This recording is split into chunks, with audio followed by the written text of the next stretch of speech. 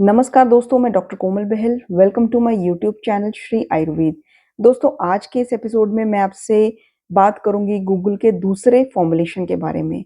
Google के पहला formulation यानी कि कांचनार गूगल के बारे में इससे पहले एपिसोड में मैंने आपको डिटेल में बताया।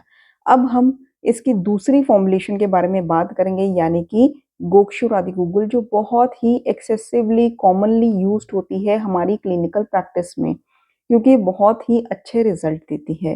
तो इसके बारे में अगर आप आयुर्वेदिक प्रैक्टिस करते हैं तो ज़रूर आपको पता होना चाहिए। इनफैक्ट मैं तो ये कहना चाहूँगी कि गूगल की सारी फॉर्मुलेशंस इतनी इम्पोर्टेंट है कि पेशेंट को आप कोई भी मेडिसिन जो है अपने हिसाब से जब देते हैं तो उसमें एक गूगल की फॉर्मुलेशन ज़रूर ऐड होती है, चाहे वो स्किन के लिए हो या फिर यूरिनरी ट्रैक्ट के लिए हो या फिर जॉइंट्स के लिए हो, बोन्स के लिए हो।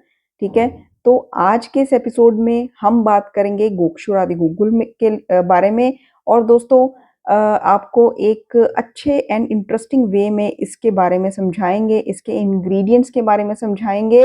तो आइए चलिए समझते हैं। तो सबसे पहले इसके बेनिफिट्स में समझते हैं।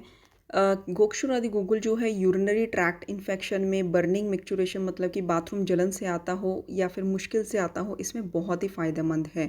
फिर उसके बाद किडनी के स्टोन्स में इसका बहुत ही अच्छा इफ़ेक्ट है।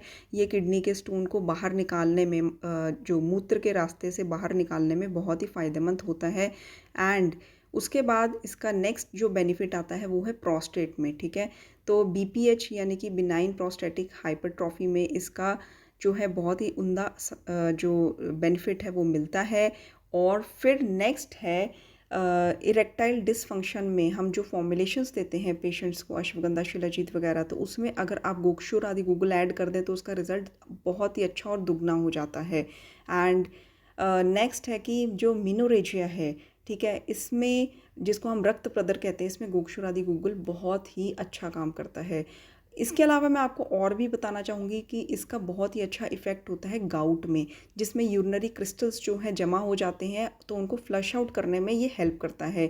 इंग्रेडिएंट्स में त्रिकटु है इसमें यानी कि पिपली, सौंठ, मारिच। फिर उसके बाद त्रिफला है यानी कि हरड़, बेहड़ा, आंवला। फिर इसमें आ जाता है मुस्ता एंड देन ऑब्वियसली गोक्षुर एंड गूगल। ठीक है, तो ये इसके इंग्रेडिएंट्स हैं। आपको पता होना चाहिए कि आप जो फॉर्मुलेशन दे रहे हैं उसमें क्या इंग्रेडिएंट्स होते हैं। दोस्तों, ये सभी बीमारियां जो मैंने आपको बताई, इसमें इतने अच्छे रिजल्ट देता है कि आप इसको अपने पेशेंट को ज़रूर ज़रूर दे के देखिए। एंड लास्ट में मैं आपको बताना चाहूँगी कि इसकी डोसेज के बारे में। डोसेज में 2 गोली सुबह और 2 गोली शाम को खाने के बाद पेशेंट को शाम को यानी कि 4 बजे से पहले इसको दे देना चाहिए। क्योंकि दोस्तों इसमें क्या होता है कि यूरिन थोड़ा सा ज़्यादा आता है, तो रात को आपका पेशेंट जो है वो परेशान ना रहे बार बार यूरिन के चक्कर में, तो इसीलिए इसको 4-5 बजे से पहले पहले जो दूसरी डोसेज है पेशेंट को कंप्लीट करवानी चाहिए। धन्यवाद।